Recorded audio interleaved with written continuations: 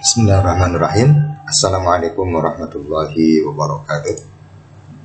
Alhamdulillahirabbil alamin. Allahumma shalli wa sallim ala nabiyyina Muhammadin wa ala alihi wa ashabihi wa man tabi'ahum bi ihsanin ila yaumil qiyamah, amma ba'd. Alhamdulillah, kita telah sampai pada pembahasan atau bab tentang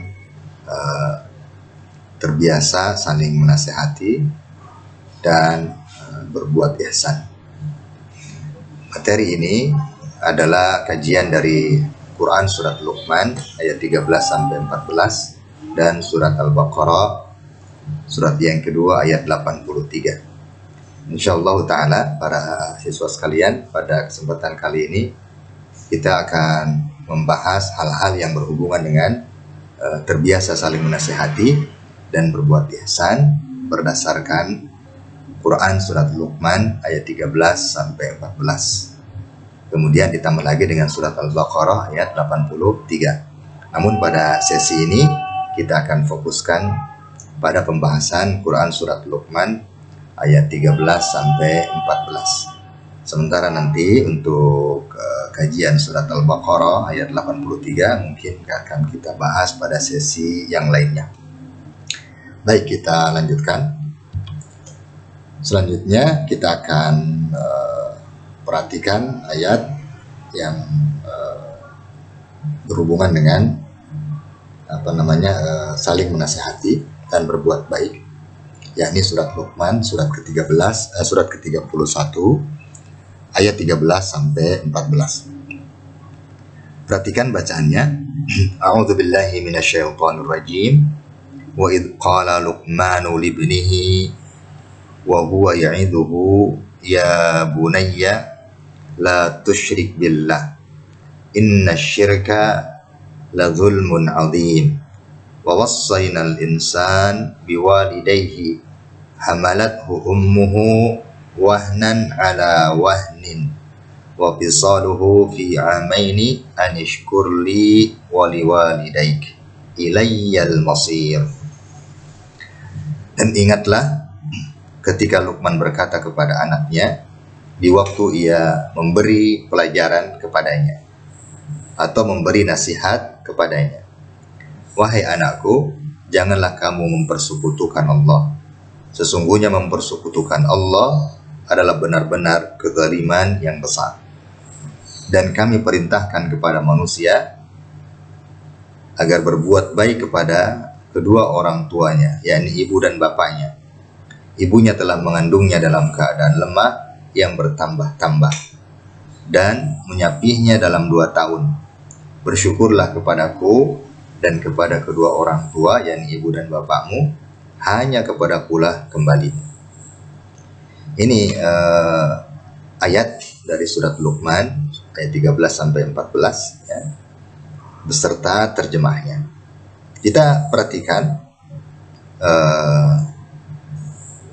makna per kalimat atau per kata ya, dari ayat ini. Wa idh qala Luqmanu libnihi. Wa idh qala Luqman, ketika Luqman berkata, libnihi sini ya, libnihi kepada anaknya. Wa huwa ya'iduhu, dan dia sedang memberi nasihat atau sedang memberi pelajaran. Apa pelajarannya yang disampaikan oleh Luqman kepada anaknya? Ini dia ya, kalimat berikutnya. Ya bunayya la tusyrik billah. Ya bunayya la tusyrik billah. Wahai anakku, jangan kamu berbuat kesyirikan kepada Allah. Innasyirka la zulmun 'adzim, karena kesyirikan itu, sungguh kesyirikan itu adalah kezaliman yang sangat besar. Kemudian ayat ke-14-nya, wa wassaynal insan biwalidayhi, dan kami perintahkan, wa wassayna, kami perintahkan atau kami wasiatkan al-insan kepada manusia biwalidayhi, agar mereka berbakti kepada kedua orang tua. Nah, kalau kita perhatikan lagi dari ayat 13 ini, ada perintah yang paling besar dalam agama, yakni mentauhidkan Allah. Dari mana itu kita lihat? Dari kalimat la tusyrik billah, jangan kamu menyekutukan Allah. Ini berarti kebalikannya dari menyekutukan itu adalah mentauhidkan Allah Subhanahu wa ta'ala. Kemudian perintah yang kedua di ayat yang ke-14, yakni perintah berbakti kepada kedua orang tua. Dari wawassainal insan biwalidayhi, diperintahkan kepada manusia atau diwasiatkan kepada manusia agar berbakti kepada kedua orang tuanya. Kemudian diingatkan kenapa harus berbakti. Yang diingatkan akan jasa-jasa orang tuanya, terutama ibunya. Apa jasa ibu? Lihat lanjutan ayatnya. Hamalat ummuhu wahnan ala wahni.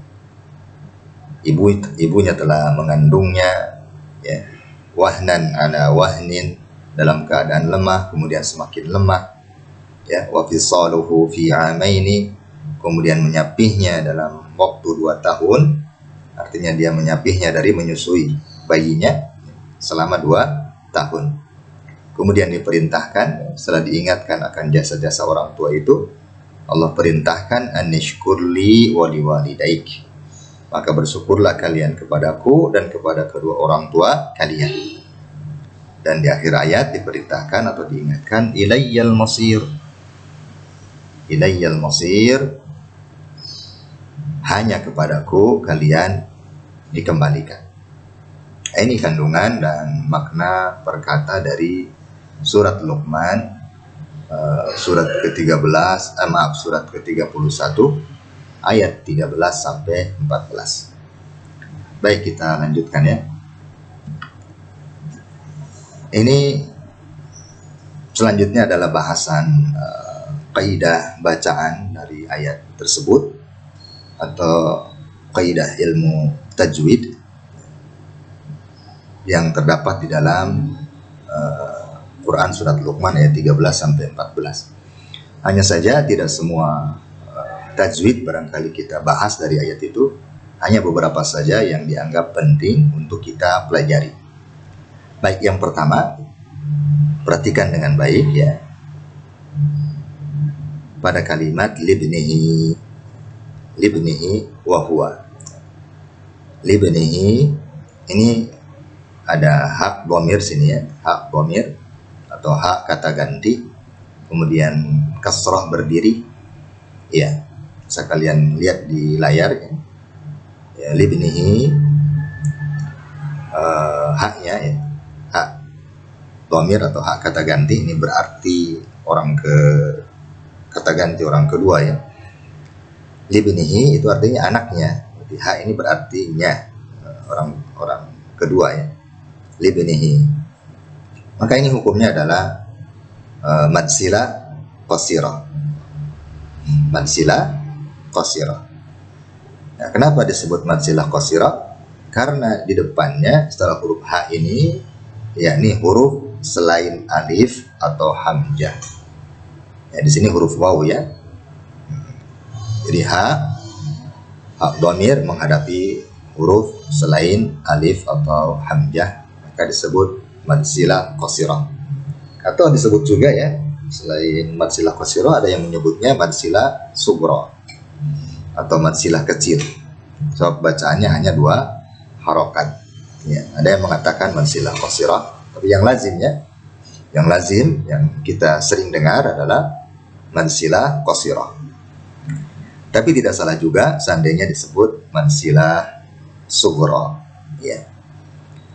Kemudian yang kedua ya, kita lihat ini sama. Ini kita akan pelajari pada ayat ini ya, ini hak dhamir. Ini sama-sama madsila qasirah, hanya saja kalau yang di atas ini haknya di kasrah, kalau yang ini haknya di dhamah dengan dhamah terbalik. Ya, sama, di depannya hurufnya bukan alif atau hamzah. Ya, ini disebut madsila qasirah. Ada satu lagi, madsila tawilah. Gampang saja membedakannya ya. Gampang saja. Bagaimana caranya? Ya ini tadi. Kalau hak dhamir ini ya, diberi tanda baca mungkin fathah berdiri